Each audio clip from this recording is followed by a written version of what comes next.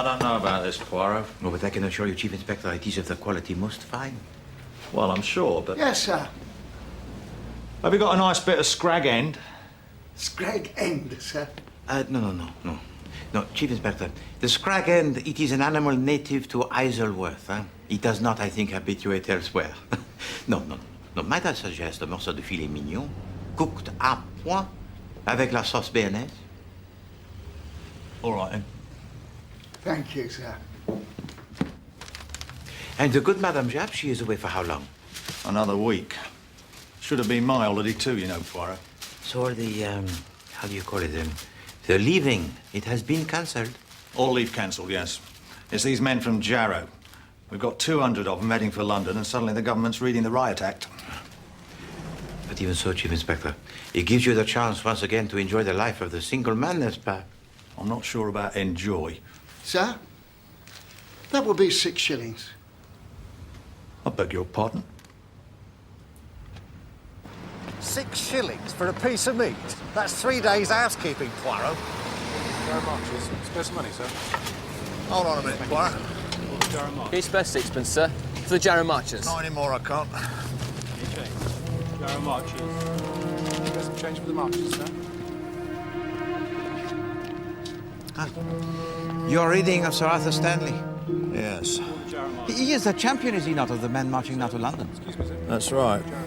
I met him once, about 10 years ago. You are an admirer of his? I wouldn't say that. Well, I'd best be getting back, Poirot. I've got the dusting to do.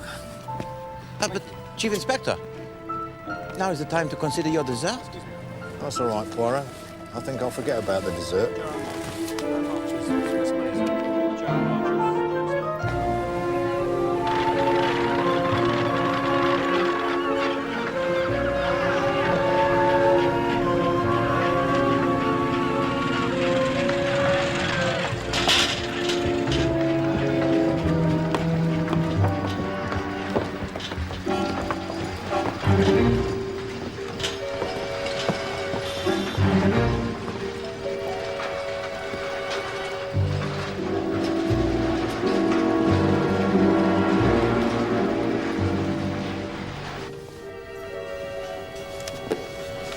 American?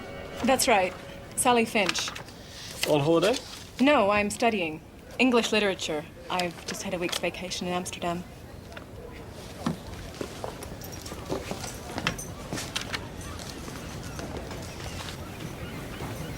It is me, Leonard Bateson. Thank you.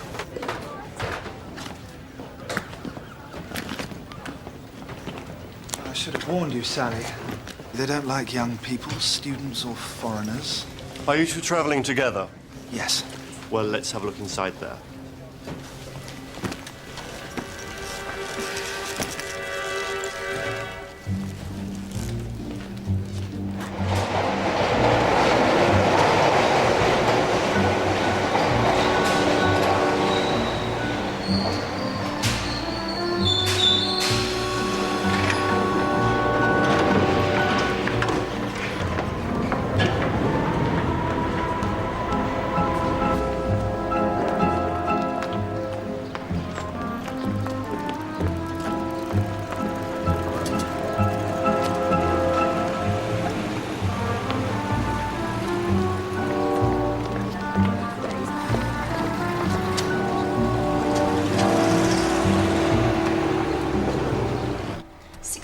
Nigel. That's the number of jobless in Jarrow. Where is Jarrow? Oh, but that's just the point. That's why they're marching here. Ah, welcome back, the weary travellers. How was Amsterdam, Sally? Oh, it was wonderful. It was just the journey back. It was hell. Do you know, they nearly arrested me for smuggling. Smuggling what? 100 cigarettes. Well, maybe that's why the police are coming here then. The police? They're not coming here, are they? Guilty conscience, Celia? What do they want? I don't know. Ma Hubbard told me just now. They're investigating something. Maybe it's something to do with all these thefts. It's about time. They wouldn't call the police for that, would they? I don't know. Anyway, I have to make a call. I'll see you. You seem to have rattled our American friend, Patricia.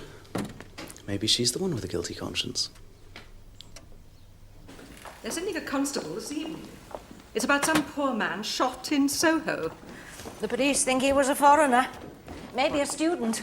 And that's why they're checking here. Yes, they're visiting all the student hostels. As if we don't have problems enough. It's still happening then.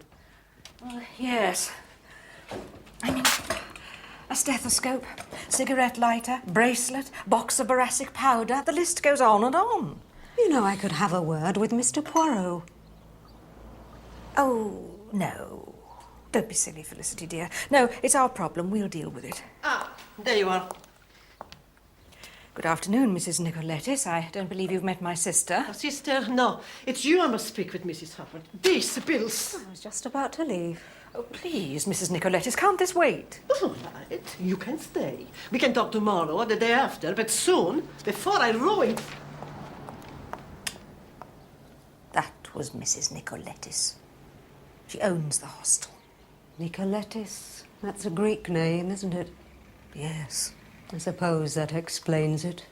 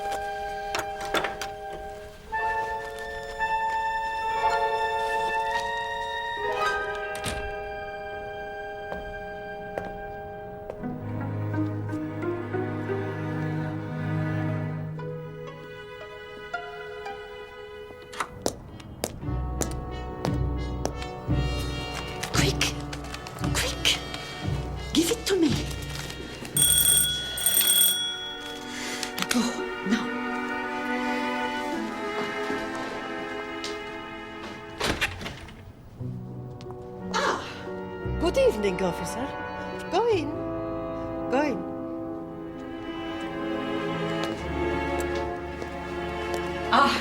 Good evening, officer. Do come through. The students are waiting for you if you'd care to come this way.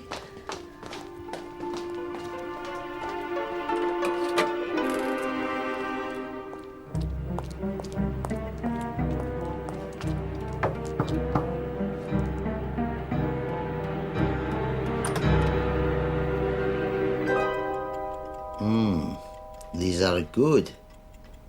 The best yet.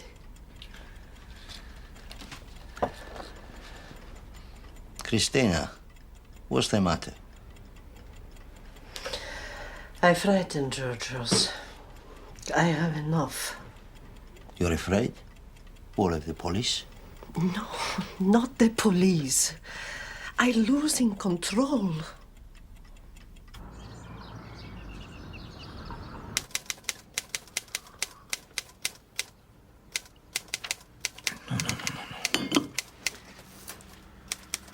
Non, c'est impossible. Miss Lemon!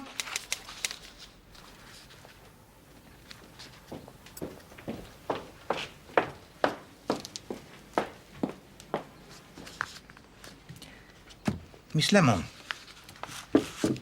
there are 3 mistakes in this letter.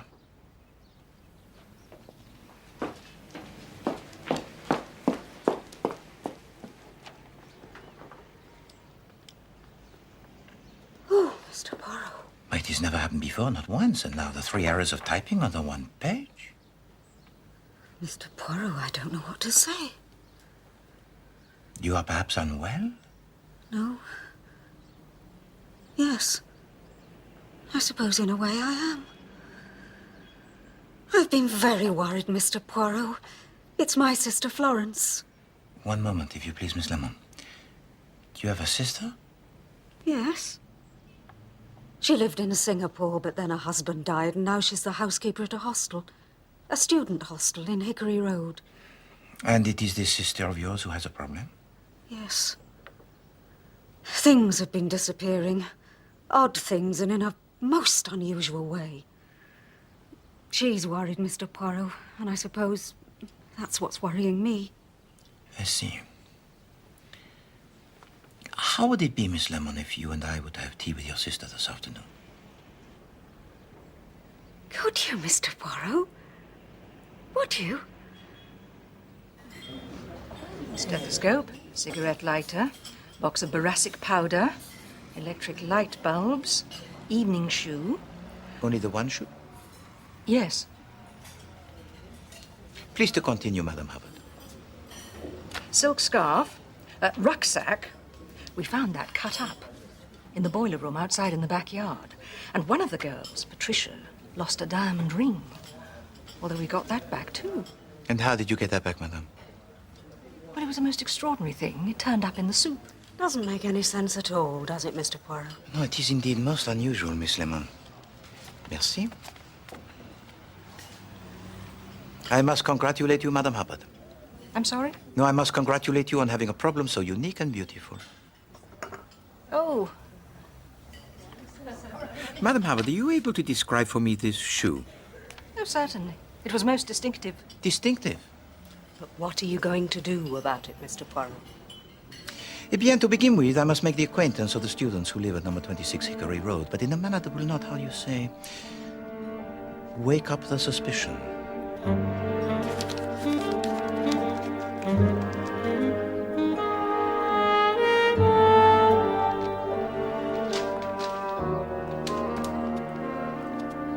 Mrs. Hubbard, who is this man, Hercule Poirot? Mr. Poirot, Mrs. Nicolettis. He's a famous private detective. A private detective? Here, in my hostel? Well, the students will be very interested. You don't have any objection, do you? No. Why should I object to Mr. Poirot? You'll be able to come, won't you, Patricia? Oh, yes. I'll be here. No. You don't understand, Celia. Look, I could murder someone if I wanted to, but only if there was no motive. How can I understand when you don't explain it to me, Colin? But I have explained it. Have you heard about this great detective we've got coming to see us? Yes, Val, I saw Ma Hubbard just now. Certainly got Colin going, I'm afraid. I'm just saying murderers get caught because they have a motive. Take away the motive and they are invisible. That's a horrible thought. Is there any milk left, or has that been stolen as well? I finished it. If you ask me, that's what we need here, a detective. Oh, come on, Patricia. No, I hate it here. Always wondering what's going to vanish next. Maybe this Mr. Poirot will be able to sort it out.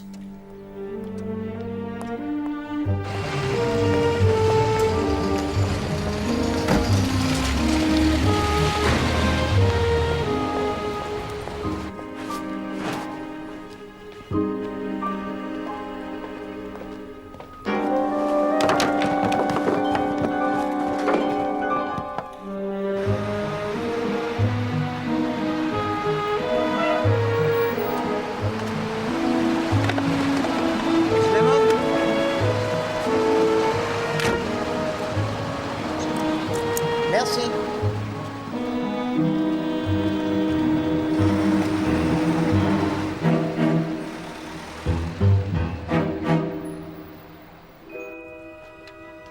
I'm Celia Austin, Mr. Poirot. I'm on a part-time course in chemistry. Colin McNabb, psychology. I'm Patricia Lane. I'm studying politics. I'm Sally Finch. I'm here on a Fulbright scholarship, studying English Lit. Valerie Hobhouse, studying fashion and creating it. Leonard Bateson, soon to be Dr. Leonard Bateson, studying medicine. And I'm Nigel Chapman, studying medieval history and archaeology. Well, if that's the introductions over, let's have the soup, Ma. I'm starving. Are you going to talk to us about crime, Mr. Poirot? After the supper? Oui. That is indeed my intention. You know, Colin thinks he'd make a good detective. Or a good criminal. Well, why not? If you understood the psychology of a crime the way I do, then you could disguise it. And that way, you would never be caught. What a frightening thought. Yes, indeed. But it is wrong. Why? Because the little grey cells, they see everything. It is the clues, always the little mistakes that the criminal ignores, that opens the door to the psychology, and so to the crime. I still think Colin's right. You enjoy your dinner, Mr. Poirot. We'll have time for making speeches later.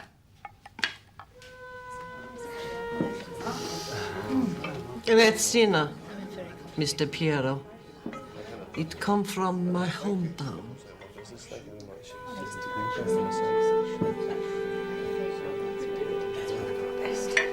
You see, always the prevention is better than the cure. And so we try to prevent the murders before they are committed. Thank you.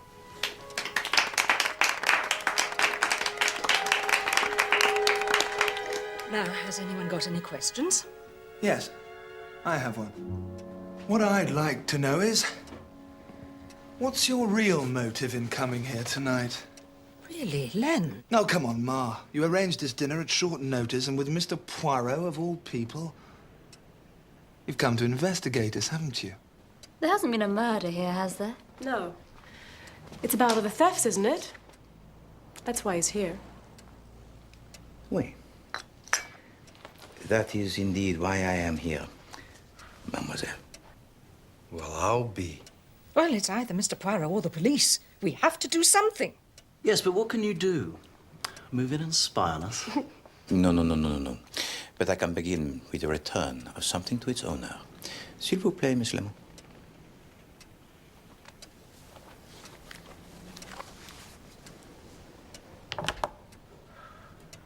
That's my shoe. My lost shoe. How the hell did you do that? You haven't got my lighter, have you? And my stethoscope. Where did you find it, Mr. Poirot? Ah, Mademoiselle Patricia, it was you, was it not, who had lost a diamond ring? Yes, but I found it again. In my soup. And the soup, it was served then in exactly the same manner as it was tonight? Yes. To hell with the ring. Tell us about the shoe. Miss Lemon. Acting on Mr. Poirot's instructions, I picked it up this afternoon at the London Transport Lost Property Office. How did you know to look there? A simple process of deduction, mademoiselle. One shoe, it cannot be worn, and it is not possible to sell. Alors, the simplest way? Is to leave it on a bus or a train. Oui, c'est ça. That was my guess, and of course I was right. The shoe, it was discovered on the bus with a number 42. Now, that bus, I believe, passes close by? That bus goes to the hospital. Ah, well, that narrows the field a bit. I'm studying medicine. I take that bus every day. Come on, Len. You're not the only one. I go on that bus too. I have an afternoon job in the pharmacy. Any one of us could have got on that bus. It doesn't prove anything. I am of your opinion, Monsieur Chapman. Any one of you could be the thief. So, what do you advise us to do?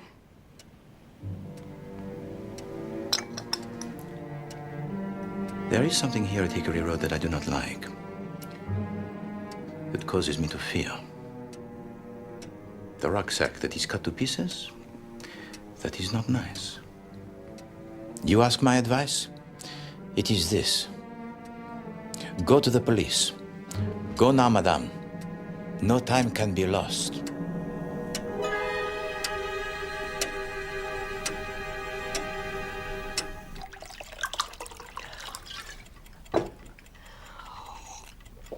Ah, no more diamonds. Not for a long time.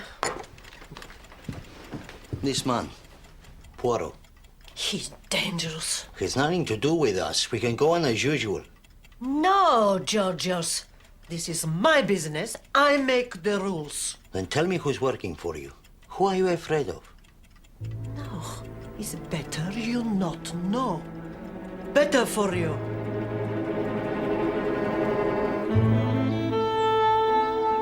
Mr. Poirot, Celia Austin and Colin McNabb are here to see you from Hickory Road. Please to show them in, Miss Lemon.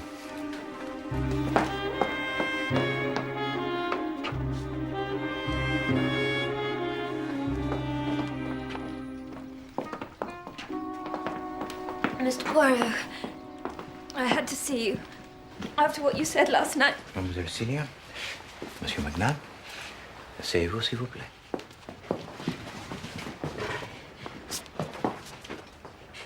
Mr. Poirot, I'm the thief. I took those things. No, you're not a thief, Celia. It's not the right word. I feel terrible.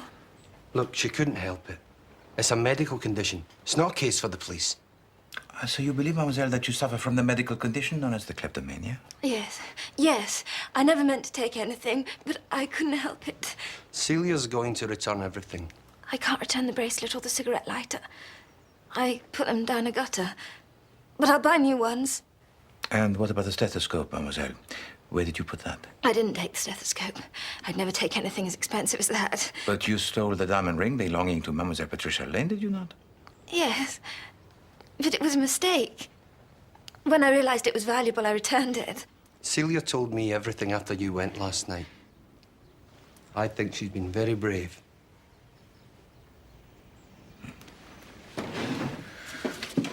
Mademoiselle, for which of these thefts were you not responsible?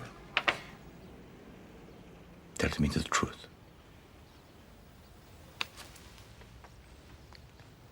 Not Len's rucksack. I didn't take that, and I didn't cut it up.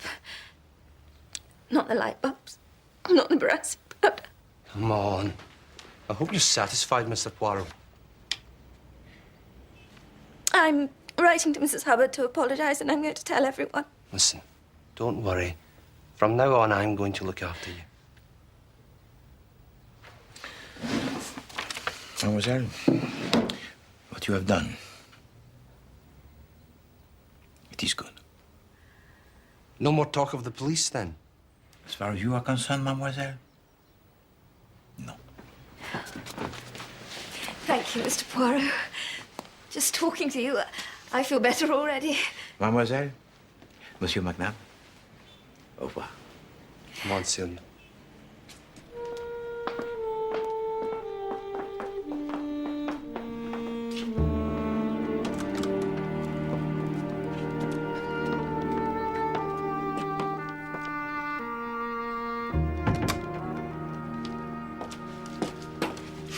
You know, Mr. Poirot, I think we've just been watching a modern love scene.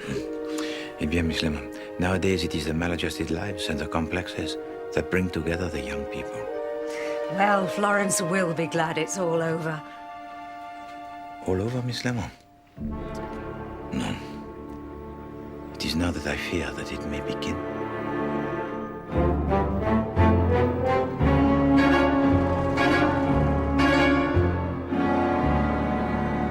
So, you went to see the great Monsieur Poirot?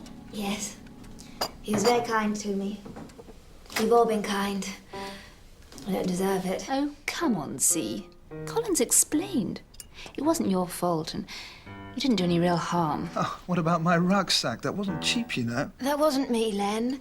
And I didn't take your stethoscope either. I told you. Then who was it? It's not up to me to tell you. But I know who it was, and I've spoken to them, and they've promised to come forward. Here you are, Celia. Thank you. Anyone else for coffee? No, thanks, Colin. I've got some work to do. Where is everyone tonight?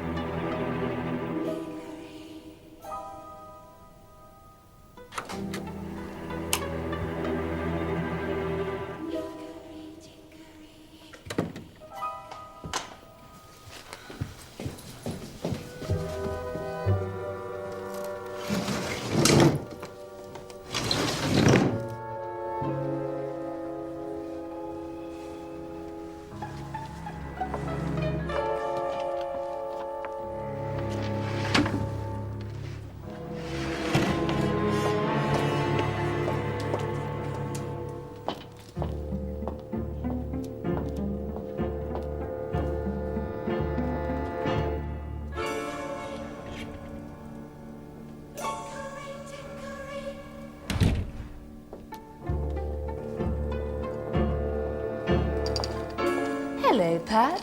Where are you sneaking in from? I wasn't sneaking. I was at the cinema.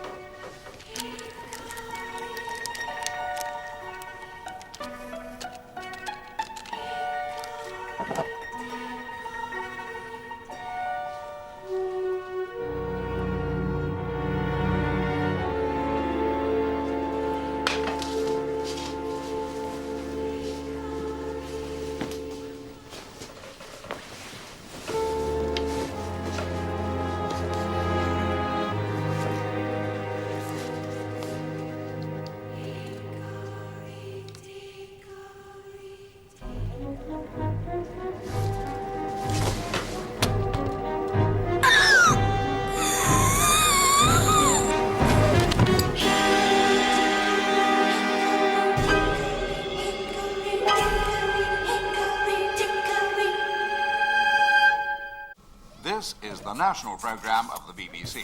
Here is the news. The Jarrow Marchers arrived last night in Bedford. They received a warm welcome from the Mayor on behalf of his town. And in a special church service, prayers were said for their cause. The marchers are expected in London in 3 days' time for a rally in Hyde Park. They will also present a petition with 12,000 signatures to the Prime Minister. Jap here. Leaders of the march continue to emphasise the non-political Right, nature I'm on my way. They say the marchers are merely exercising their constitutional right to present a petition.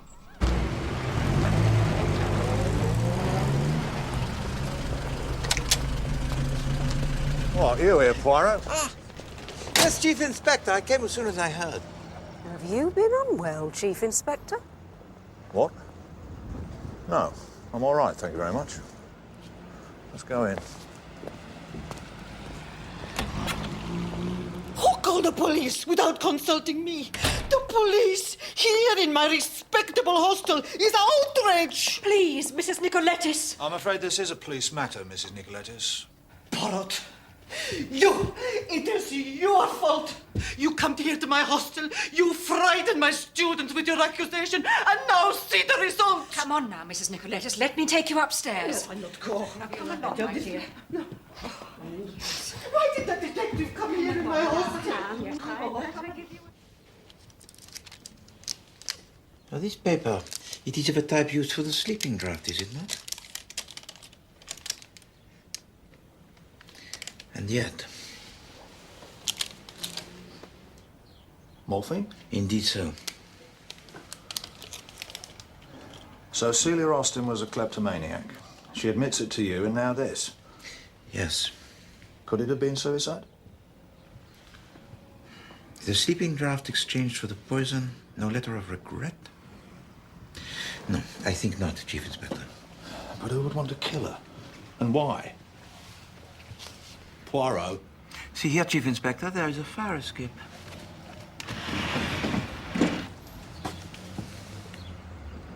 Connects also, I see, with the room next door. And who has that? It belongs, I think, to the American girl, Mademoiselle Sally Finch. Mademoiselle Celia had, as they say, a room with a view. I do not believe that Mademoiselle Celia Austin was a kleptomaniac. Well, what was she then? I give it to you as my opinion that her pilfering of the petty objects was done with a purpose. What purpose? Well, let us suppose that Mademoiselle Celia had her feelings, eh? The strong feelings for a man whose passion was for the psychology, but that this man ignored her. Ah, you're talking about, what did you say his name was? Colin McNabb? Oui. Well, let's go and see what he has to say. So, you're telling me that Celia did what she did just to attract me?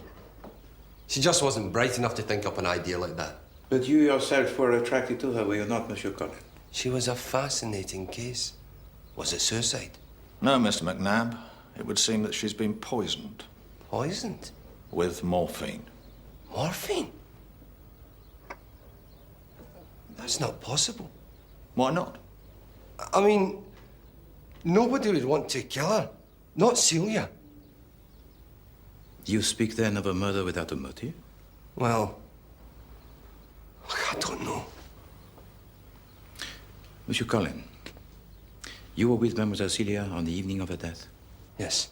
Did she say anything then which you might now recall in view of what has occurred? Well, there was one thing. It was to do with the thefts. She said she knew who had taken Len's rucksack. I don't suppose she gave you a name? No. She said she had spoken to someone, but... Oh, come on, for heaven's sake. Colin, my God, so it's true. I only just heard. Who are you? Nigel Chapman, I live here. You're a student? Yes. How did it happen? They're saying she was poisoned, Nigel. With morphine. Poison? I don't think it's worked out quite as you expected, has it, Mr. P? Do you have any idea who might have wanted to kill Miss Austin? No. You sure it wasn't suicide? Monsieur Nigel, who was here at the hostel last night? Oh, we all were, I think. Except Patricia. She must have come in late. I think someone got into her room and put it in a sleeping draught. In her room? Last night? There is something you wish to tell us, Monsieur Nigel? Well, yes. Look, I don't want to be a snitch. This is a murder investigation, Mr. Chapman. Yes. Well, my roommate, Len Bateson, I saw him go into C's room. At what time? It was about an hour after dinner. I was just having a bath. But look, Len would never hurt anyone. I'm sure there's a perfectly simple explanation.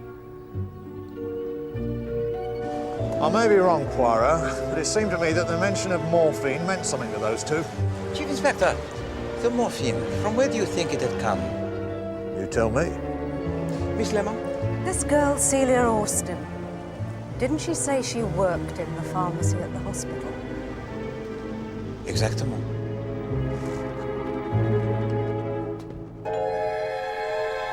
You're quite right.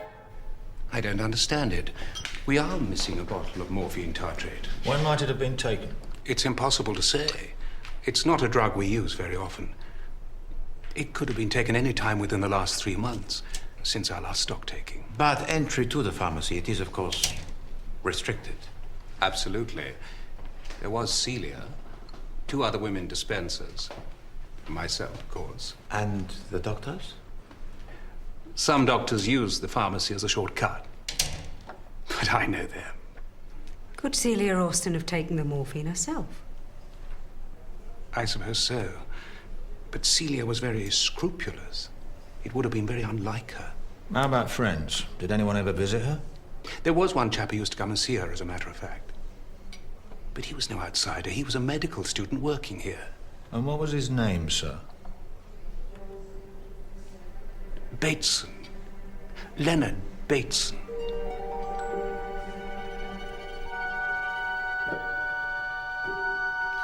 Monsieur Leonard, you and Mademoiselle Celia were on the terms amicable? We were friends, yes. And sometimes you visited her in the pharmacy? What? And stole the poison while I was there? Come on, Mr. Poirot, what do you take me for? What were you doing in her room last night? Who said I was? You'd be well advised to answer my questions civilly, Mr. Bateson. You can't intimidate me, Chief Inspector. Yes, I did go into her room. I was looking for my stethoscope. But Celia didn't take the stethoscope. Hey, that's what she said. But it cost me a packet, and I wanted to be sure. You mean you searched her room? I had a quick look round. It wasn't there. Monsieur Leonard, you have not yet asked what poison it was that was stolen. You tell me. Morphine tartrate. It wasn't me. On to hell with you. I didn't take anything. Where is that? Just stand back, please, and give the chance. Give us more. Have you examined Sir Arthur yet, Doctor? Not yet. How long will Sir Arthur be staying here, Doctor? I've no idea. Will he be well enough to meet the Jarrow Marchers next week, Doctor? Really, Mr. Poirot, these young people, they've no respect for anyone. It is a symptom of the modern age, Miss Lemon. My God. Ah, the girl. It is Mademoiselle Patricia Lane. No, not her. The man she's speaking to. I know him.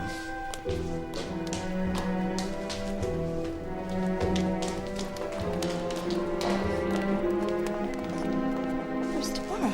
Mademoiselle Patricia. Miss Lane, that man you were just speaking to. He's a friend of Sir Arthur Stanley's. Well, you must have heard. He's just been admitted here. You know Sir Arthur? No, but I'm studying politics. Sir Arthur Stanley's always been something of a hero of mine. He's changed British politics. Why do you ask? No reason. Mademoiselle, you have heard, of course, about the death of Mademoiselle Celia Austin. Yes. I've just come from Hickory Road. Mrs. Hubbard told me. It's ghastly. Tell me, Mademoiselle, you were not present at the hostel last night? No, I'd been out. I came back late. So you didn't see anything that might help us? Well, there was one thing. I don't know if it means anything, but as I got back, I noticed somebody coming out of the window onto the fire escape. The fire escape? I don't want to get anyone into trouble. Miss Lane? I know. It was Sally. Sally Finch. I've often thought there was something strange about her. And it was her. I'm sure. Do you know where we could find her?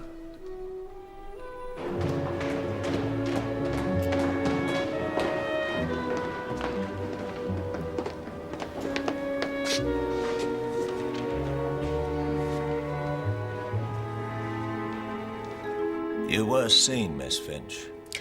Well, I don't know who told you that, but it's complete nonsense. I was in my room all night. But your room does open out onto the fire escape. What of it? I didn't go anywhere. Mademoiselle, shh. Mademoiselle Sally, you are on the terms amicable with the other students? Some of them. I've just had a vacation with Len Bateson. A week in Amsterdam. This was before the rucksack was stolen. It was taken the same day we got back. That was the day the police came. The police? Sure. There'd been a murder in Soho and they were checking all the hostels. If the suspect was young and foreign, that would have been routine. All the same, it is strange, is it not? So the rucksack should be taken on the same day of this visit? And the light bulbs. They went at the same time, too.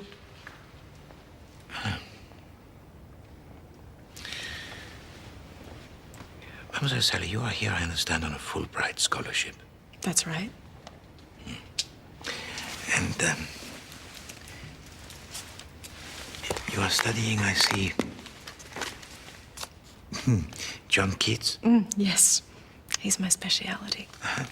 Let me see. And like a dying lady, lean and pale, who totters forth wrapped in a gauzy veil. You know your Keats.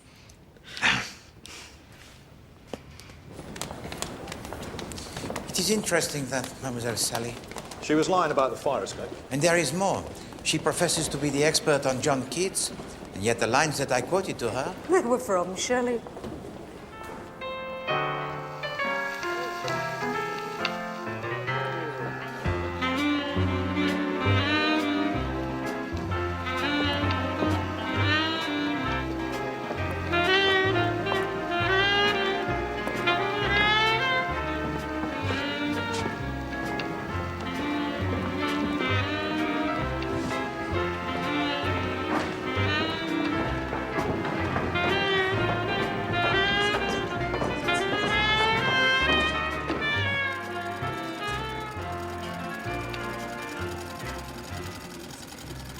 Poor Celia.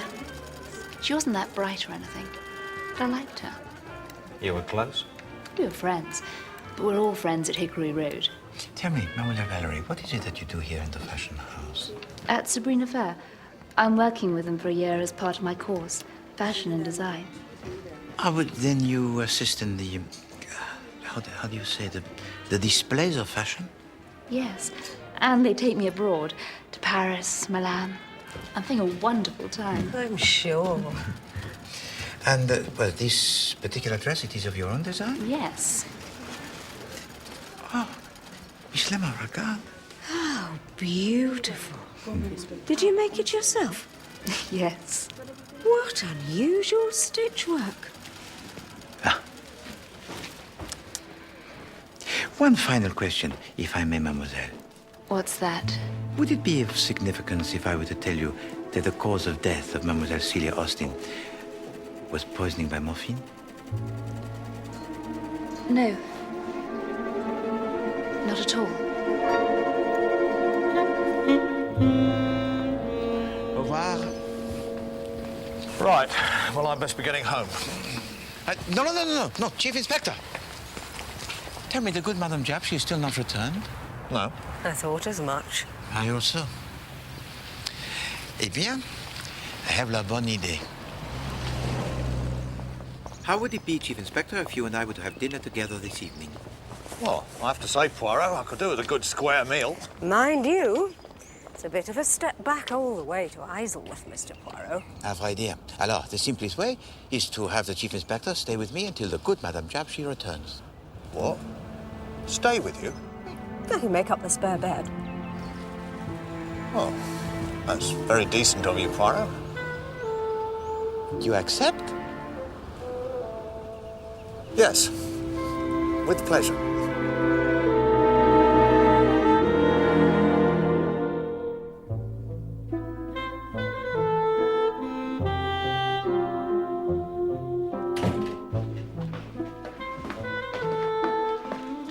You are settled in, Chief Inspector? Yes, thank you, Poirot. I put him in the back room, Mr. Poirot. Something smells good. Merci. It is mon assiette au saveur. It was a speciality of my mother when I myself was a student. S'il vous plaît, Miss Lemon? That's very kind of you, Mr. Poirot. Chief Inspector? What's that thing in the bathroom, Poirot? Comment? Like a foot bath. The bidet. Oh, bidet. It's got a sort of fountain thing in the middle. What's that for? It is of no significance. Nearly got a squirt in the eye when I turn it on. It is best not to tamper with it, Chief Inspector. It is broken. I will get the food. Must say, I'm looking forward to this, Miss Lemon. You look like a man in need of his dinner, Chief Inspector. That thing in the bathroom, though. It is best not to bother Miss Lemon with the deficiencies of our plumbing, Chief Inspector. Et maintenant, mon assiette au saveur. Voilà.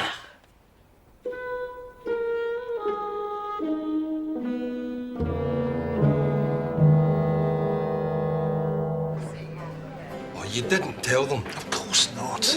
Well, you know I didn't. You were there. I don't think we can just keep quiet about it. Why not? You can't. We're going to have to tell Mr. Poirot. Ah, you here? Yes. I also. I have one small drink. It's for my heart. Good night, Mrs. Nicoletis. I know what happened. It's wrong. That's right. I go to the police. I tell the truth before. No more death. What's she on about? She's loaded as usual. Colin.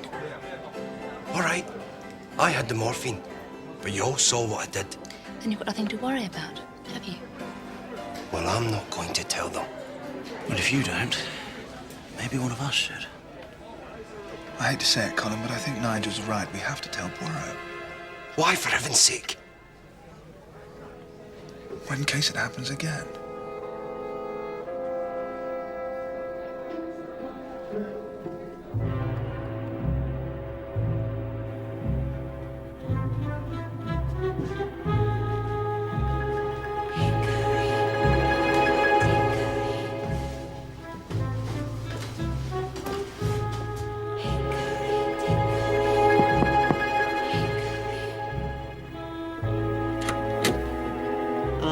Monsieur, come in.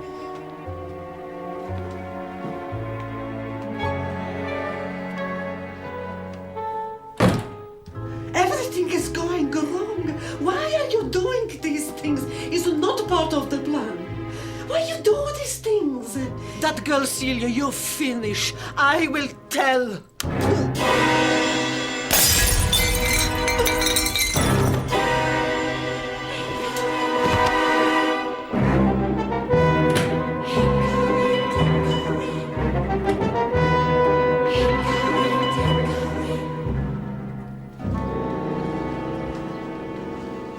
Stabbed through the heart. With the precision that is medical, you might say, Chief Inspector. Now, there's a thought. Leonard Bateson's training to be a doctor, isn't he? Yes, indeed. What's going on, Poirot? First, Celia Austin pilfers a whole lot of useless things. It wasn't Celia who stole the light bulbs or the rucksack. No, but someone kills her. And now Mrs. Nicolettis, who owns the hostel and's got nothing to do with anything.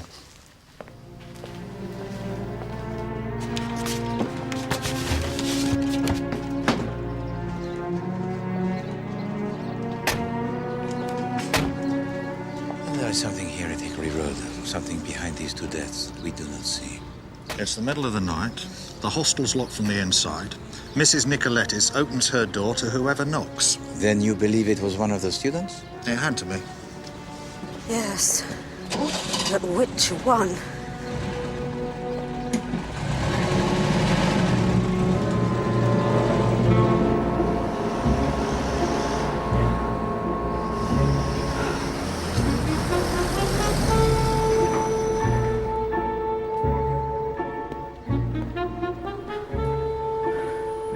You've heard? Yes, of course. The others now? No, most of them had left before she was found. Look, I can't do this anymore. I've had enough. Sally, we can't stop now. Not now of all times. Someone's going to find out, and I Don't worry. Nobody knows. What about this detective, Poirot? Don't worry about Poirot. I'll deal with him. You'd better. I promise. I will.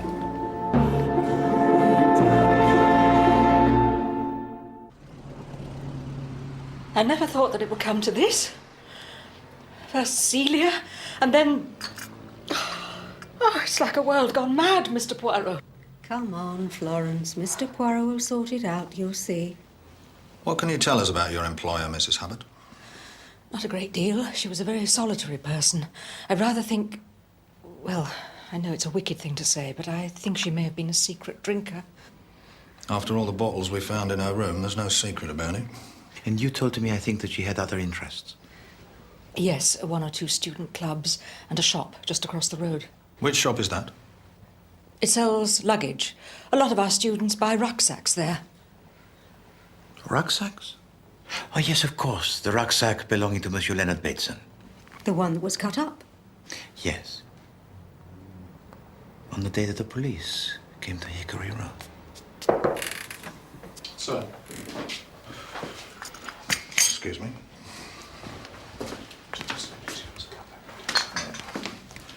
Two of the students have come back. They'd like to see you.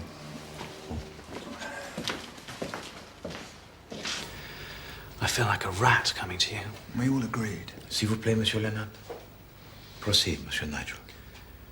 Well, it's like this. About 6 weeks ago, we were talking about crime and murder. Who were? I'm sorry. We all were. Len, Pat, Celia, me, the whole hostel.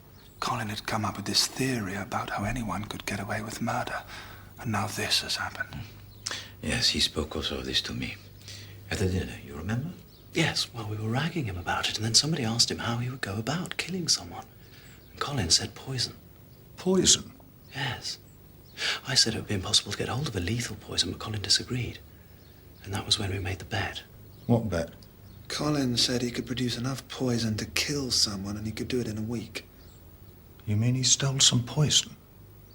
It was morphine tartrate. He produced it a week later. None of us believed him at first. It was just white powder. I had a look at it. It was what he said it was. And this poison, what happened to it after the bet? It was one. Well, Colin kept it for a few days, but we were all so nervous about it. In the end, he flushed it in the toilet. Did you actually see him do this? Yes. He did it in front of us. Now, let me get this straight. Colin McNabb stole a vial of morphine tartrate just to prove a point. Yes. I'm sure it's not as bad as it seems. Personally, I don't see how it could be worse. I was just proving a point, that's all. Tell me, Monsieur Collins, the poison, from where did it come? Isn't it obvious? From the pharmacy at the hospital. Celia Austin gave it to you? No, I took it myself. It was easy. I'd been to the hospital, and I seen how busy it was. And I knew I just had to wait for the right moment. Here's what I did. All it took was a white coat and a stethoscope. That's human psychology for you. To anyone who looked, I was just another doctor passing through. And the stethoscope, from where had that come? I pinched it, if you must know. It was Len Bateson's. So that also was not the work of Mademoiselle Celia Austin? No, as she told you. What happened to the stethoscope? I left it in the hospital. I will get my new one eventually. What's all the fuss about? I didn't do anything wrong. It was theft, at the very least. I mean, I threw the poison out. Ask Nigel or Len. They were both there. But you kept it, did you not, for at least 1 week? Yes. And everyone in the hostel knew that it was in your possession? Yes, but... Oh, wait a minute. You think somebody might have taken it and swapped it with something else? Oui, with a boracic powder, which was harmless. That was one of the items that was also stolen. And I threw away boracic powder? Who had access to your room, Mr. McNabb? Anyone. I don't keep it locked. And look, I was just proving a point, Chief Inspector. I didn't mean any harm.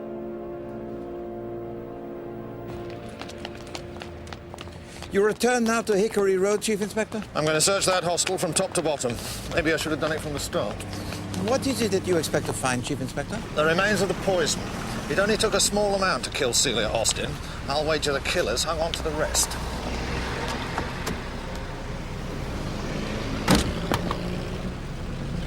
That interview with Monsieur Colin McNabb, it explains at last why the boracic powder and the stethoscope, they were both stolen. Yes? And all that remains is the rucksack belonging to Monsieur Leonard Bateson. What, and you think that's more important than the poison that killed Celia Austin? No, but I believe it was the reason why she was killed. Hickory Road. Taxi! Hickory Road.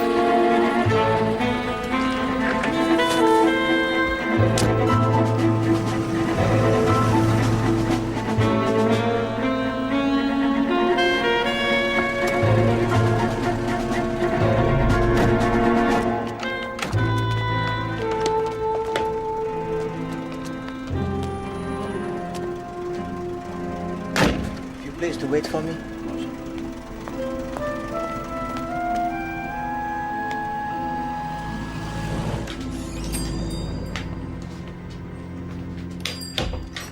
Good morning, sir.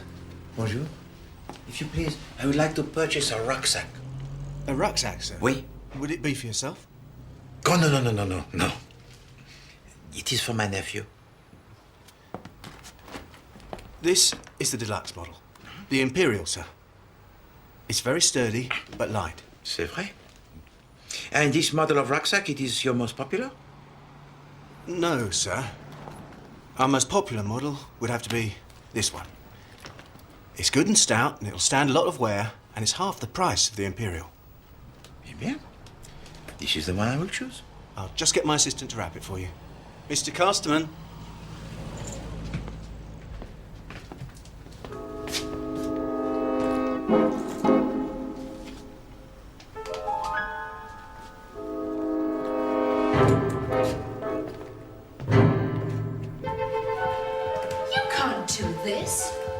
If you'd told me about that stolen poison earlier, Miss Hobhouse, I wouldn't have had to. I do have rights, Chief Inspector. So did Celia Austin. And Mrs. Nicolettis, for that matter. Perhaps you should think of them.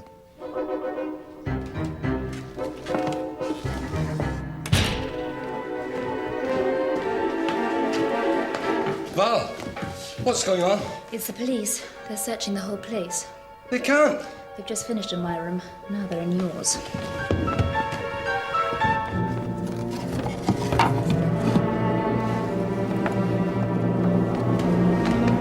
Chief Inspector. Ah, Mr. McNabb. Just the man I wanted to see. What? Why? That poison of yours, the morphine tartrate. You said you threw it away. I did. Then how do you explain this? What is it? I think you know what it is, Mr. McNabb.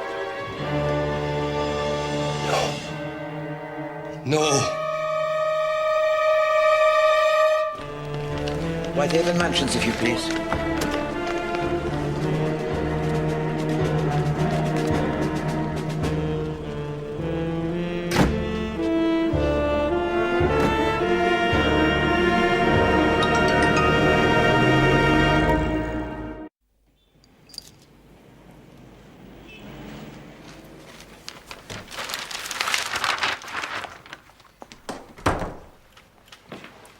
Bonjour, Chief Inspector. How did you sleep? I didn't. But with Monsieur Colin McNabb arrested for the crimes, you should have slept to perfection. Actually, Poirot, it's the central heating. But it was on to the full extent, mon ami. Exactly. You have seen the headlines? The Jarrow marchers, yeah. He says that Sir Arthur Stanley is too ill to meet with them.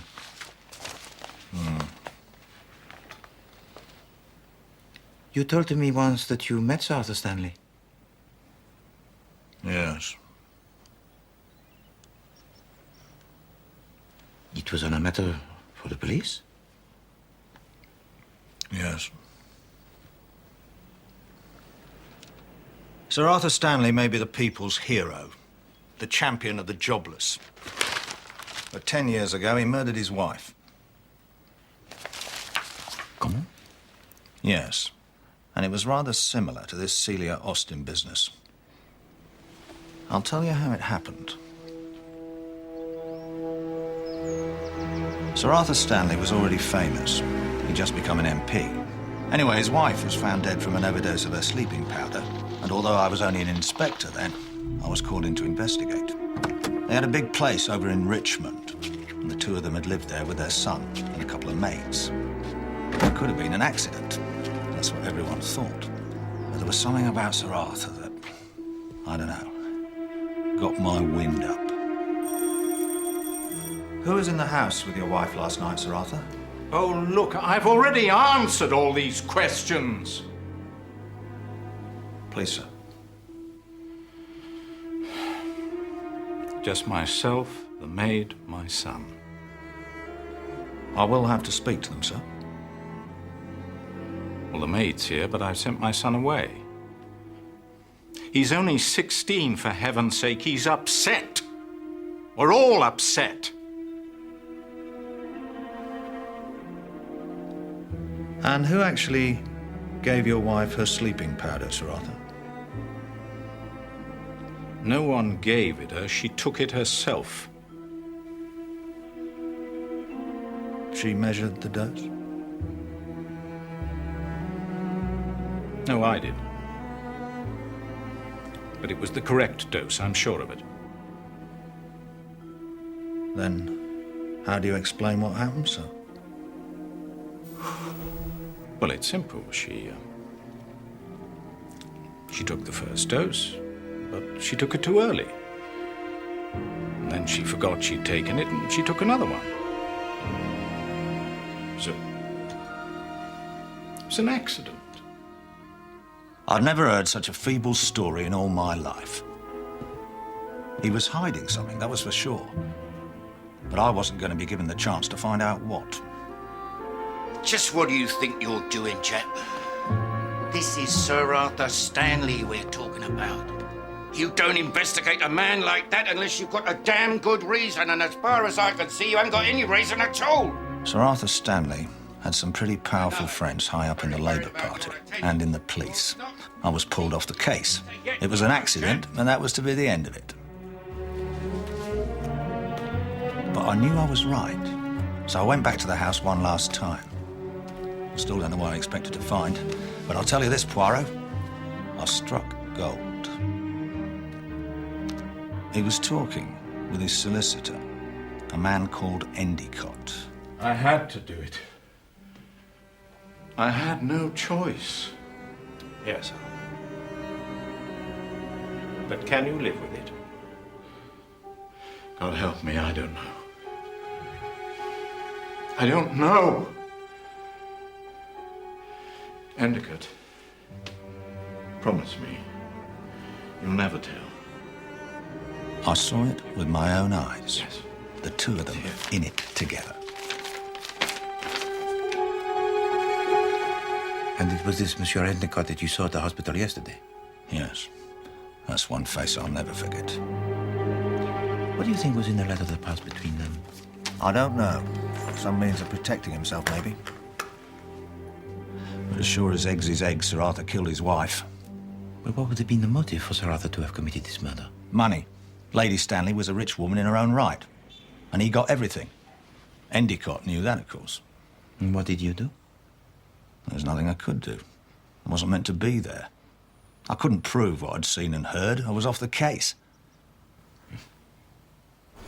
You realise I could get the push for this? Len, it's important to me. Oh, yes, I know. You and Sir Arthur Stanley. Anyone would think you were related or something. I've read everything he's ever written. His whole life's work. I have to meet him. Just once. I can give you 5 minutes, pal. That's all. Thanks, Len. He's gonna die, isn't he? He's very sick.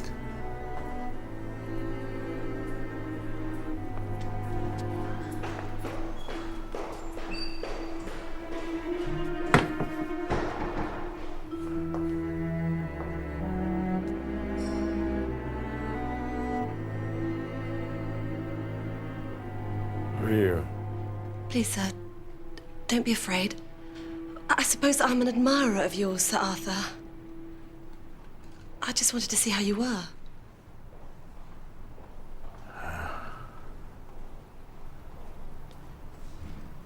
You've done so much for this country. With the Labour movement. Your stand against Mussolini. Your support of the Jarrow marchers.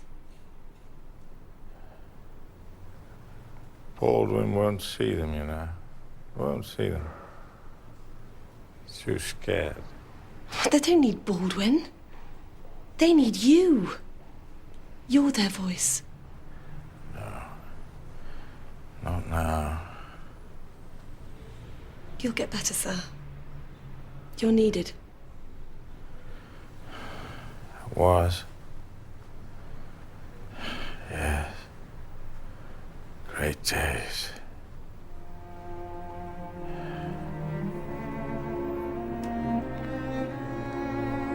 Behind me now. Oh. Just.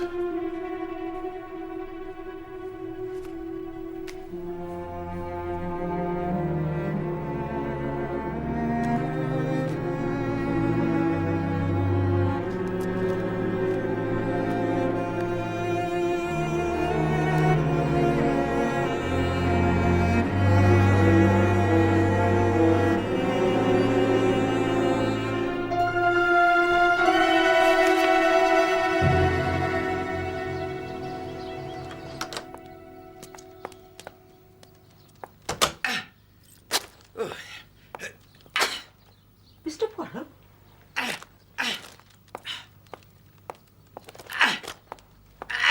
Mr. Poirot! Pardon, Miss Lemon. Good afternoon. Are you all right, Mr. Poirot? Yes, thank you, Miss Lemon.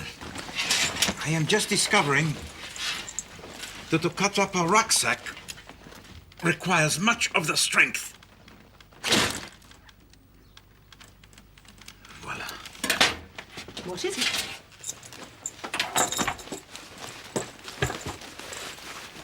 The stitchwork, Miss Lemon. You've cut right through it. Mm-hmm. And between the base and the inner lining, what is it that you see? I don't see anything at all. Uh-huh. Précisément. That is exactly the point. Merci.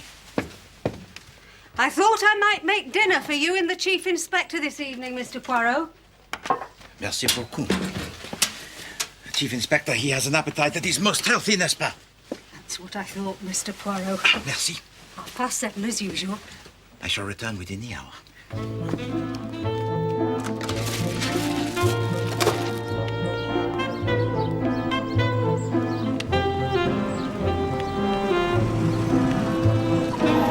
Poirot. Wait. Get in. Come on. Just get in. What are you doing?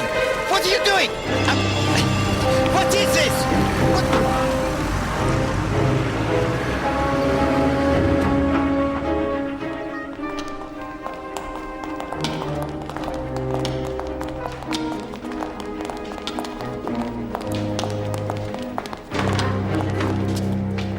Come in, Mr. Poirot.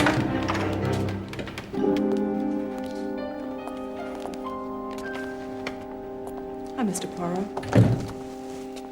Sit down.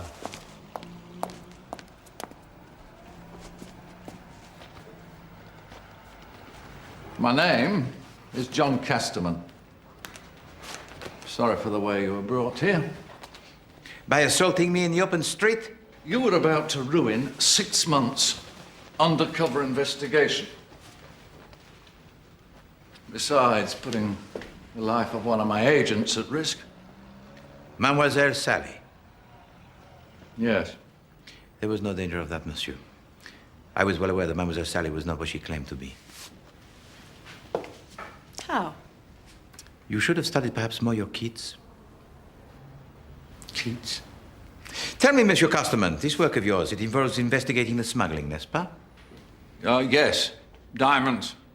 From Amsterdam and Paris. We know who's buying them, but we don't know who's bringing them in. And that's our first priority. And it was for this reason that you were working in the shop with the rucksacks in Hickory Road? Yes. To keep an eye on the students intending to travel. We think it's the students who are bringing them in. The trouble is we don't know who they are. I would suggest that that is something of which they themselves are not aware. I don't understand. There is something strange about the rucksacks that come to Hickory Road. One, they are too cheap. Also, I myself cut to pieces one of these rucksacks, and I will tell you exactly what I found. What? There is hidden, beneath the lining, a compartment which is secret, into which any amount of diamonds may be placed without the owner having any knowledge of the fact. You mean the diamonds are smuggled by people who have no idea they're doing it? C'est ça. Leonard Bateson had one of the same rucksacks, Mr. Poirot. It was stolen and cut up. Oui, and I believe that it was this one event that led to both of the catastrophes which followed. The deaths of Celia Austin and Mrs. Nicoletis. Oui. Mr. Poirot, there is something you should know about Mrs. Nicoletis. Ah, you suspect that she was the leader of the smuggling ring? We don't suspect, we know. It was her cousin, Georgius Nicoletis, who was buying the stuff. C'est parfait. Madame Nicoletis, she owns the shop with the rucksacks. And with the clubs and the hostel for the students, she would have had access to many of the young people. But why did she have to die? Parce que, évidemment, she knew the identity of the killer of Mademoiselle Celia Austin. And to murder, it was not in her plans. And she panicked and threatened to tell the police. But who was it? Which one of them is the killer? The killer? Ah. The killer was the person who felt compelled to steal the light bulbs. Typical customs and excise. They always have to do everything cloak and dagger. But Monsieur Colin McNabb, he is still under arrest? Well, he stole the poison and kept it. And he had this bee in his bonnet about the motiveless murder. So you believe that Monsieur Colin McNabb, he murdered Mademoiselle Celia Austin by way of the experiment? Well, these psychologists, most of them are balmy themselves.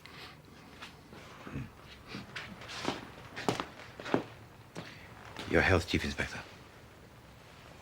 I don't suppose you've got a nice glass of beer, have you, Poirot? No. Besides, the syrup of the banana, it is better for the appetite. Santé. Cheers.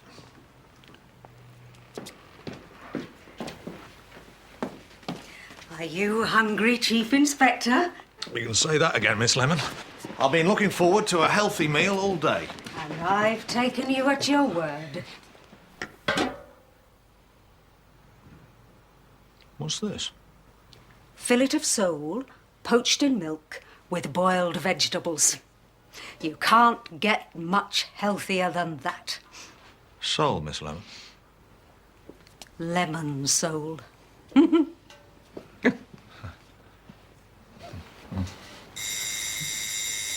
can that be at this time of night? If you please, Miss Lemon. Asseyez-vous, Chief Inspector. You know, it's very kind of you to put me up like this, Poirot. But I was thinking... Not at all, Chief Inspector. The pleasure, it is mine. And I insist that you stay here with me until the good Madame Jupp, she is returned. Oh, right. Mr. Poirot, Chief Inspector. Monsieur Nigel. Forgive me for calling so late, but I had to see you. Not at all. Oh, Miss Lemon. Please to sit, Monsieur Nigel.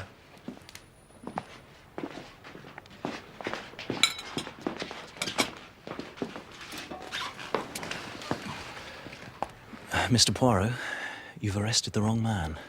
Ah, it was not I who arrested Monsieur Colin McNabb. What makes you say that, Mr. Chapman? It's not me. I've just been talking to Pat, Patricia Lane, and she knows who put the poison back into Colin's room. She's saying he's been framed? Yes, and she knows who by. Well, who? She wouldn't tell me. She says I'd never believe her. Why didn't she come here herself? She's frightened. Very frightened. Well, she didn't want me to come, but I said that... Miss Lemon. What now?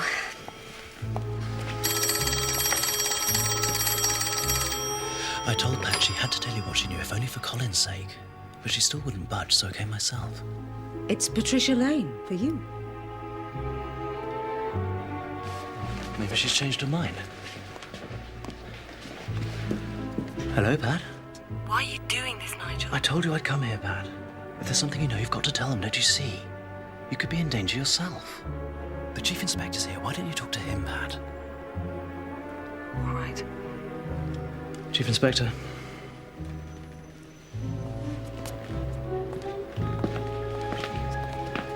Miss Lane? Is that Chief Inspector Japp? Yes, this is Japp. Chief Inspector, I know who killed Celia. You see, I saw them with the poison. And who was that, Miss Lane? I was going past Colin's room and... It's impossible, Chief Inspector. Just tell me what you saw, Miss Lane. Miss Lane?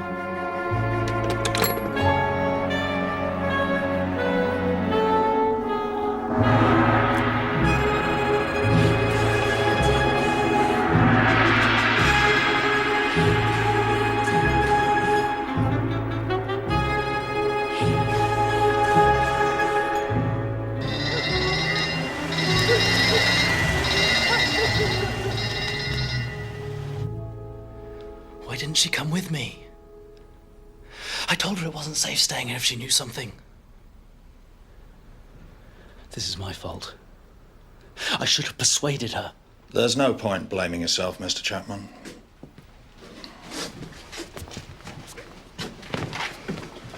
She wouldn't tell Nigel Chapman what she knew, but maybe she told somebody else. Sir.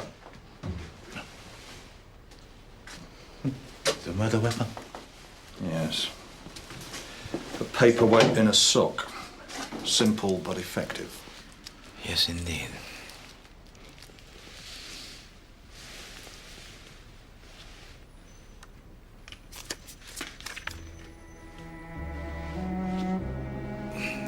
Regardez, Chief Inspector. Mais faites attention, there is on it some blood.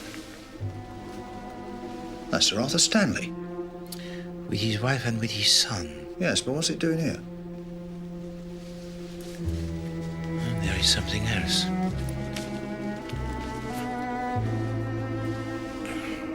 There is trapped in the fingernail a hair.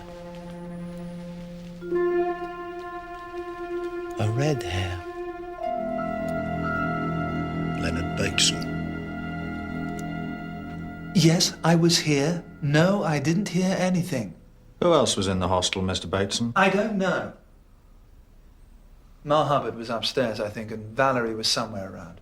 Tell me, Monsieur Leonard, when was the last time you saw Mademoiselle Patricia? Funnily enough, it was this morning. She was at the hospital. Do you know why? Yes, she was trying to see Sir Arthur Stanley. Stanley? Were you able to assist her? Yes. I sneaked her in for 5 minutes. She'd always admired him. And She just wanted to see him, that's all. Chief Inspector, without doubt, it was from Sir Arthur Stanley that came the photograph. Wait a minute, Poirot. You're not saying that all this has got something to do with Stanley, are you? But it was you who said the same thing. The death of Lady Stanley, the murder of Mademoiselle Celia Austin, there were the similarities, no? Don't tell me then. Is he on your list of suspects? Sir Arthur Stanley? He can't be. Oh, of course. There's no way he would have heard. Sir Arthur Stanley... He passed away this afternoon.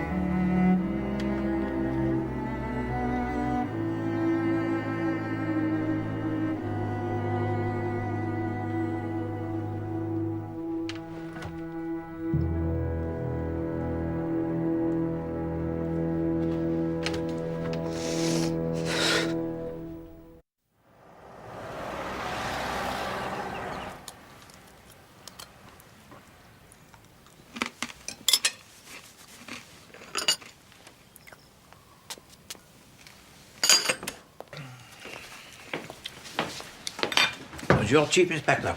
Vous avez bien dormi? Oh, pardon. You have slept well? Barely a wink, Poirot, if you want the truth. Until I cooled myself down in that contraption of yours. The bidet?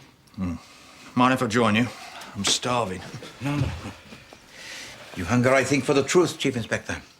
But concern yourself not. The little grey cells, they also did not sleep. The case, it is solved. Is it? Oui. You must release at once Monsieur Colin McNabb. He's the only one who couldn't have killed Patricia Lane. He was in prison. Well, what about Nigel Chapman? He was with us. You will forgive me, Chief Inspector, but your tie, it has on it a spot of grease.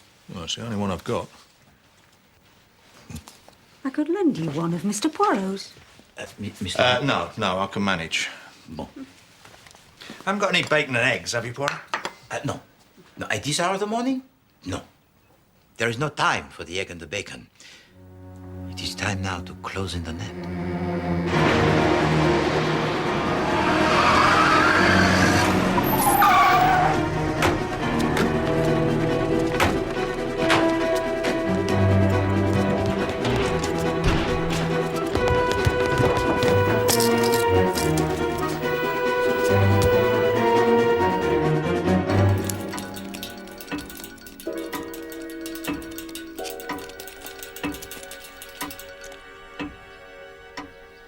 There is no mystery as to who was stealing most of the objects from number 26 Hickory Road, or why.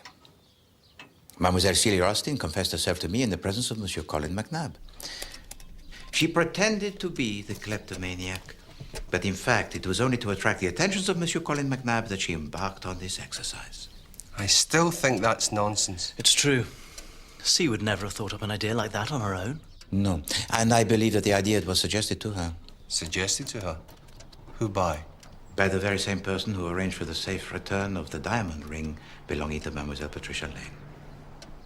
But the ring turned up in Val's soup. Anyone could have put it there. No. No, for I will tell you what I observed when I came here to the dinner. Madame Hubbard prepared and brought to the table the soup. And I saw then that for the diamond ring to be found in the soup of Mademoiselle Valerie, only two people could possibly have placed it there. Madame Hubbard or Mademoiselle Valerie herself. And if it was me? Then you must have received the diamond ring from Mademoiselle Celia. You're right. What? Oh, Colin. Celia was mooning after you like a little ghost, but you never even looked at her. So I said to her, become a case, something he can study. Then maybe you'll have more luck. Certainly worked. Oui. But was it not the idea to steal items only of the little worth? Yes, but then she went and pinched that ring from Pat's room. I could see at once how much it was worth and thought the police might be called in. And so Mademoiselle Celia gave you the ring to return to Mademoiselle Patricia Len? That's right. That business about the soup was my idea. This is all very well, Mr. Poirot, but is this going to tell us who killed C? And Mrs. Nick and Pat? Have patience, Monsieur Chapman, je vous en prie. When she came to visit me, Mademoiselle Celia Austin claimed responsibility for only some of the thefts from number 26 Hickory Road. S'il vous plaît, Miss Lemon. She admitted taking the shoe, the bracelet, the silk scarf, the cigarette lighter, the cookery book, and the ring. And we can also eliminate the stethoscope, which was removed by Monsieur Colin. What? Len, I can explain. I was going to pay you back. He used it most ingeniously when he took from the pharmacy also the poison. That just leaves 3. Wait. The last 3. And at this point, I would like to introduce you to Monsieur Casterman, who for many months has been investigating this hostel. Investigating us? But why? I've been in charge of an investigation into a smuggling ring, ma'am. And I had a strong belief that the late Mrs. Nicolettis was a part of it. Mrs. Nick? Oh, you must be making a mistake. I don't think so.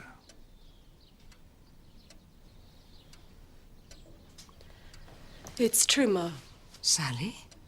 I work for Mr. Casterman. Sally? I'm sorry. Mademoiselle Sally was seen leaving the hostel by the fire escape, and she used this means to report on the smuggling to Monsieur Casterman. What was being smuggled? Diamonds. The smuggling operation involved the use of a certain type of rucksack. And this rucksack had in it a compartment that was secret and was unknown even to the person who might be wearing it. And it was this rucksack which set off the events which led to the death of Mademoiselle Celia Austin. For on this day, a new assignment of diamonds had arrived from Amsterdam in a rucksack belonging to Monsieur Leonard Bateson. Perhaps the policeman he is coming to Hickory Road to investigate, using the death in Soho as an excuse to make a visit.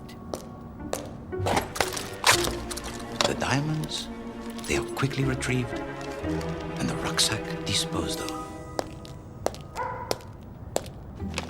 But our smuggler had also a fear. It is essential not to be seen. So instead, simplicity. Light bulbs are removed from certain points in the hostel. Oh, good evening, officer. And so our smuggler is passed by unnoticed by the policeman. For you, if you would care to come this way.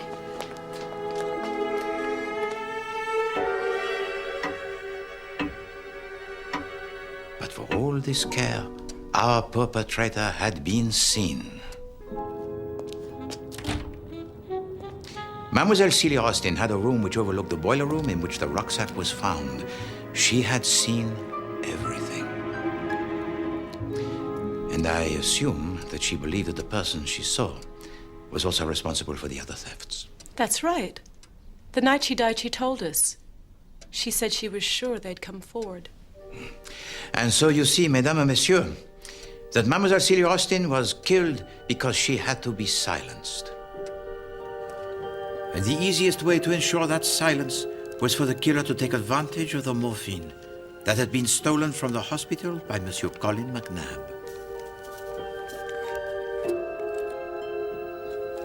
It was a simple task for the killer to enter her room and to exchange her sleeping draught for a dose of morphine that would be fatal. God, it's all my fault. I should never have taken it. No, but you threw it away. We all saw it. No. It was the harmless boracic powder which was thrown away. For the morphine, that had already been taken away from Monsieur Colin McNabb by someone who believed they might have reason to use it one day. But you found the poison in Colin's room. Oh, yes, but that was after the death of Mademoiselle Celia Austin. You see, the poison was returned to his room in an attempt to incriminate him. I'm sorry, Mr. Poirot, but I can't bear this any longer. Who is the killer? We have here two crimes. The smuggling and the murder. And it is with the smuggling we must begin. When I purchased the rucksack from the shop owned by Madame Nicolettis, I found in it a secret compartment which was used to conceal the diamonds. What is it? The stitchwork, Miss Lemon. You've cut right through it.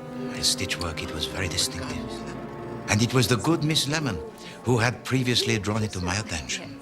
What unusual stitchwork. I saw at once that the stitchwork on the rucksack was the work of the same hand. Your hand, Mademoiselle Valerie. Your work in the fashion house allows you to travel abroad most frequently, n'est-ce pas? You also displayed a certain knowledge of diamonds which I found most revealing. For example, you knew at once the value of the diamond ring belonging to Mademoiselle Patricia Lane. No, it's all wrong. You've got it all wrong. Why don't you leave her alone? I didn't kill anyone. No, not on your own. No. And I do not believe that you have the nature to kill. But you are not acting alone, were you, mademoiselle? She had an accomplice? Oh, yes, Chief Inspector. Madame Nicolettis, she was head of the smuggling ring, as was suspected by Monsieur Casterman. But she had more than one young person engaged in the business. So who else was there? There was a little clue left for us, Chief Inspector, with the third killing. The hair that was trapped in the fingernail of the dead girl. What was the color of that hair? It was red. Ah. I think it was me. I never went near her. It is of no matter. For Mademoiselle Patricia Lane, she was struck down from behind. So it would not have been possible physically for her to even reach the hair of her attacker. So, what are you saying? I have said it to you once before, Monsieur Colin, that it is always the little mistakes that the criminal ignores that opens the door to the psychology and so to the crime, and so it is here. The hair that was found in the hand of the dead girl, that was an act of a killer who is too clever, too daring. And this killer has spent most of his life hiding a secret he will do anything to conceal. And this secret drives him to acts even more daring, even more dangerous. But he cannot stop. No, not even at murder. Yes, but who, Poirot? Who are you talking about? I am talking about the young man in this photograph, Chief Inspector. What photograph? A photograph that I took from the body of Mademoiselle Patricia Lane yesterday. And the reason why she had to die.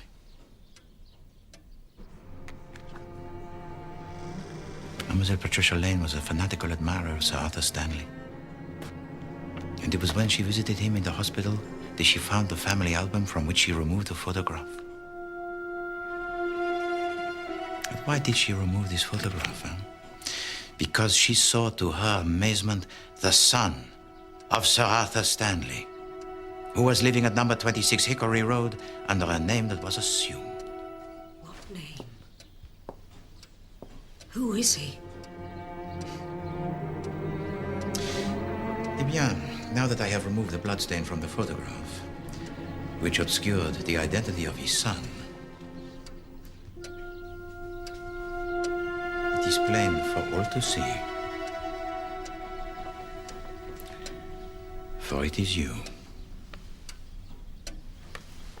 Monsieur Chapman.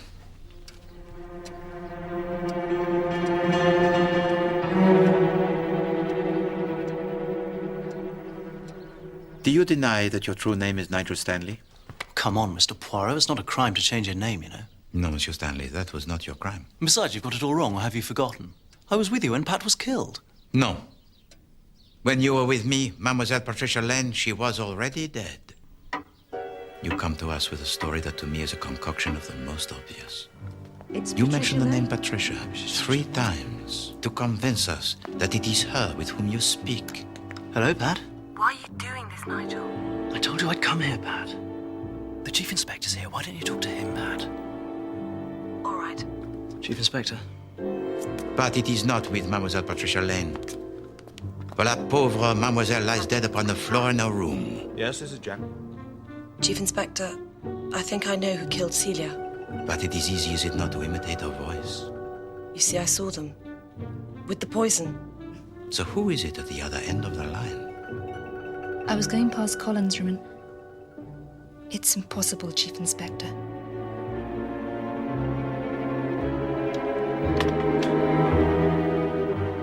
It is your accomplice, Mademoiselle Valerie Hobhouse.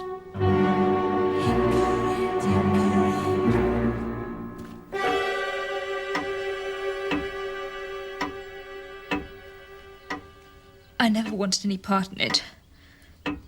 Not the killing. That was him. Shut up, you little fool.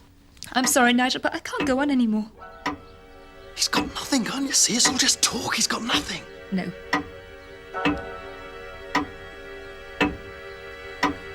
I want to tell you everything, Mr. Poirot.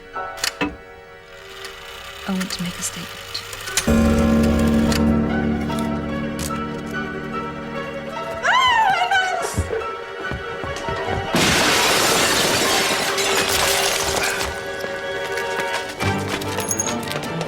After him!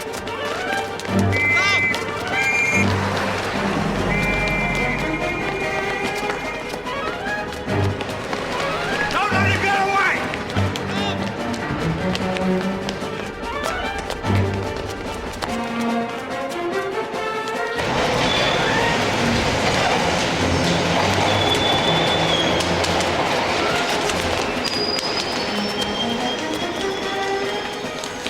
All right, fan out, lads.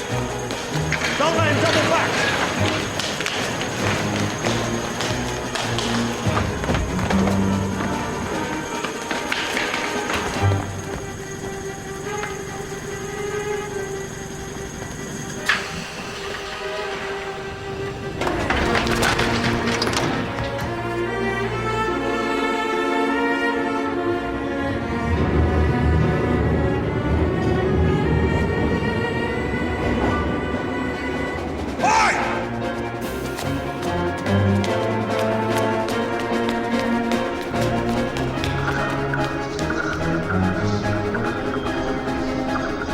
All right, son. You got nowhere to go.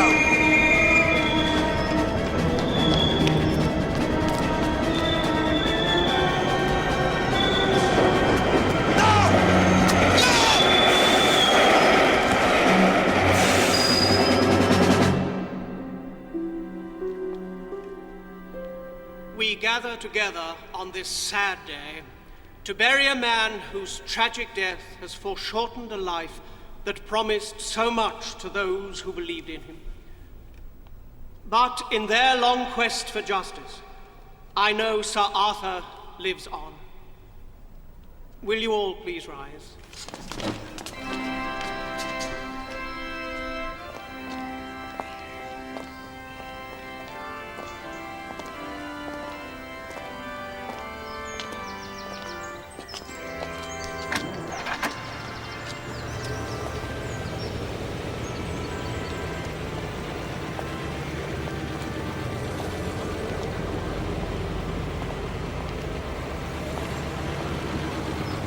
Ah, Monsieur Endicott. Mr. Poirot.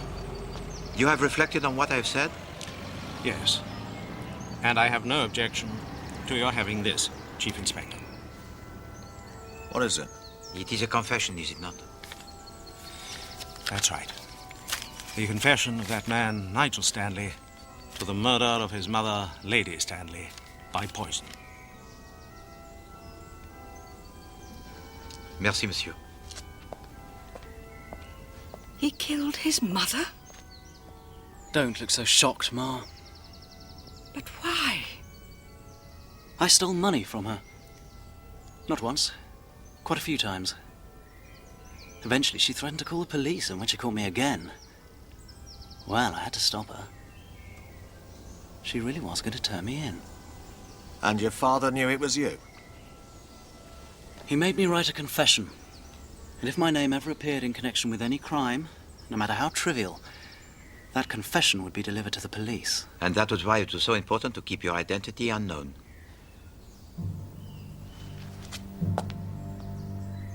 I think you'd better go and pay your respects. It was very nice of you to bring me, Chief Inspector.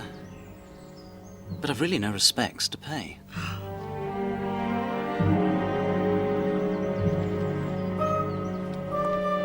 It is most kind of you to invite me here, Chief Inspector. After staying with you for a whole week, Poirot, the least I could do is offer you a spot of lunch, wean you away from that. Well, let you taste some proper English cooking. And the good Madame Japp, it is today that she returns? Yes, about 3 o'clock. There. Now that is what I call food. That's your mashed potato. This is your peas. Right. Mushy peas, we call them. You'll love them. And this, the pièce de résistance, faggots. Faggots? Faggots. And there's spotted Dick for afters. Dick? Yes, it's called that because...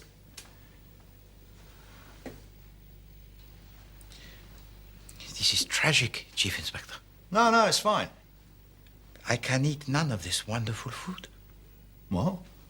Why? Because I have an allergy of the faggot. An allergy? Oui.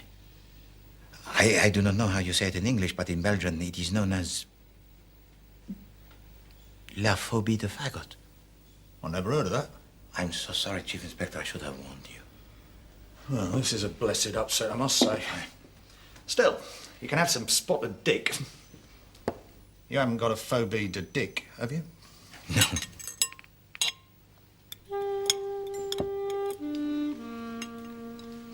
Some cheese. I'll have a look. Oh, just some camembert, little brie, perhaps.